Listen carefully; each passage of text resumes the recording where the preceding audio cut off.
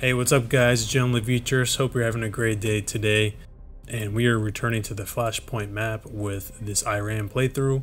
The war with Sweden and USA and Italy continues. And I've also built up Iran even further, going into day 40 with more upgrades to my nation and military.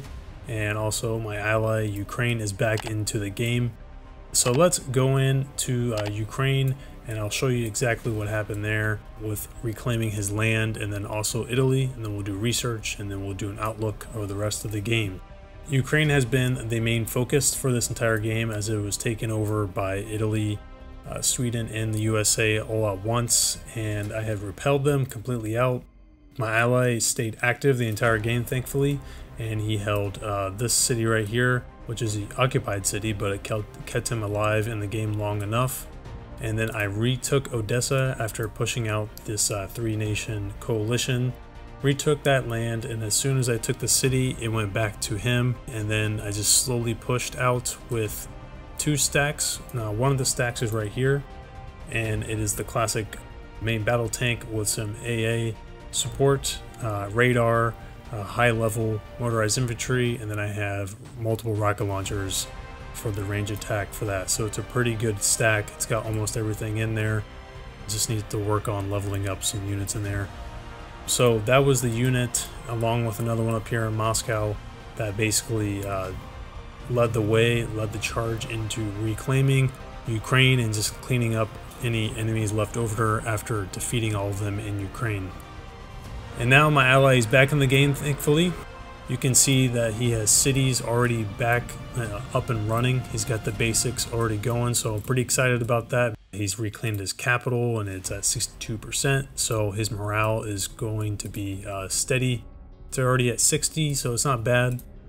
So very happy for him, very to have him back in the game. But in the meantime, I do have to hold the line for him, because he's of course defenseless still with no units in the game, and it's going to take him some time to get back up to speed, at least half strength, to start helping with his own units.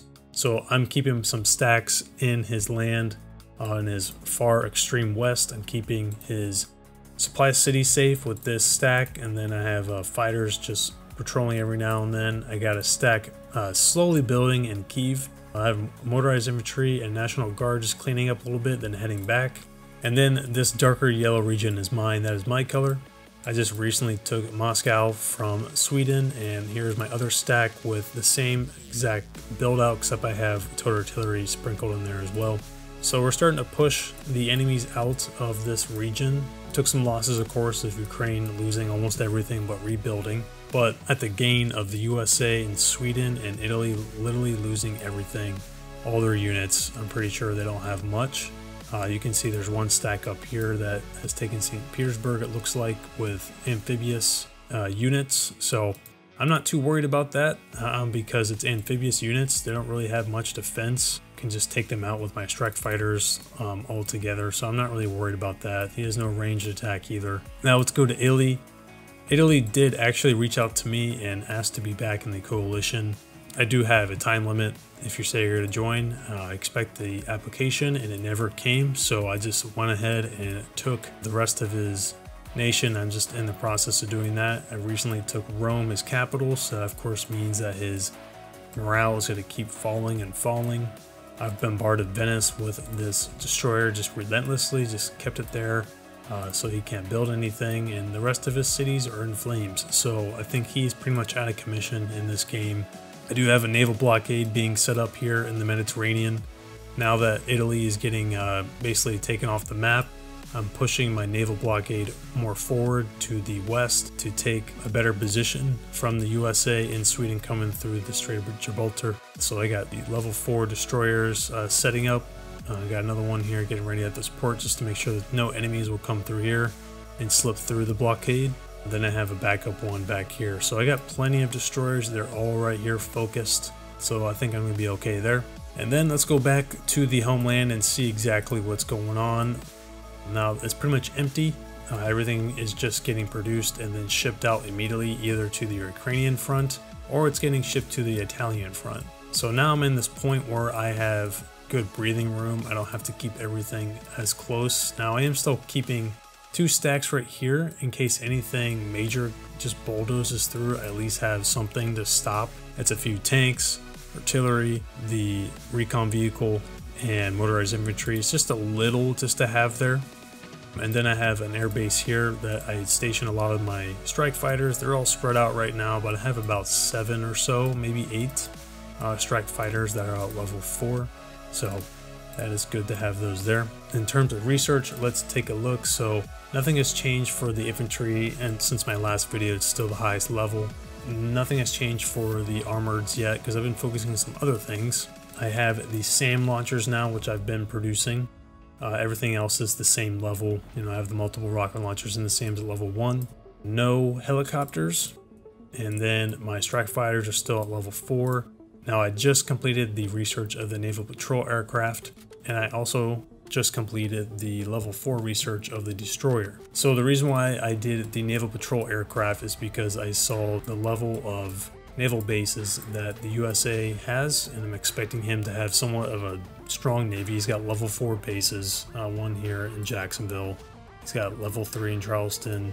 Given that he has a level 4 naval base, it means he's probably building something, so I just want to be prepared.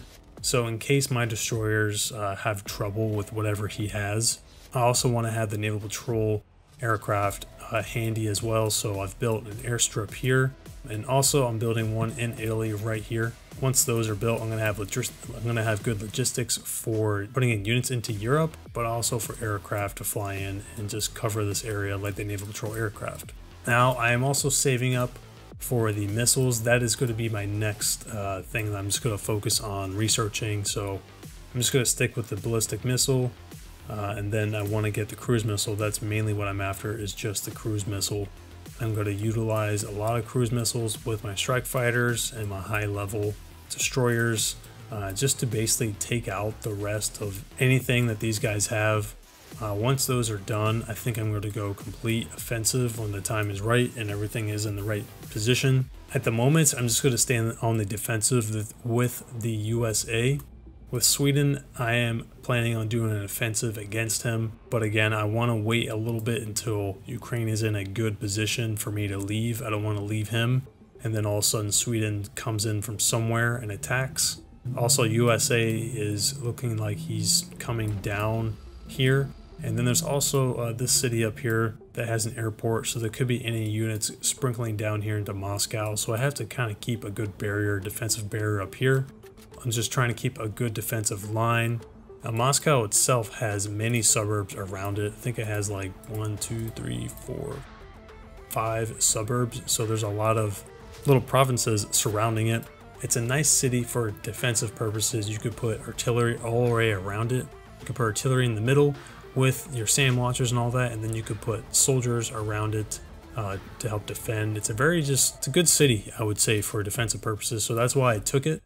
I didn't want to just leave it to the rogue nations. I want to make a little bit of a stronghold up here. If the USA and Sweden choose to come in, I'm just assuming they are. Better to assume that they're going to attack than not and be surprised. That is basically what's going on, guys. Just very happy to see Ukraine back in the fight with me. I'm not alone anymore. And then I'm taking out Italy, who betrayed us, and just seeing his nation fall. So now it is turning to a 2-on-2 instead of a 1-on-3 situation that we had. Stay tuned, guys, for more updates. Please like and subscribe, guys, for more content. Really appreciate all your support, and I will catch you guys next time.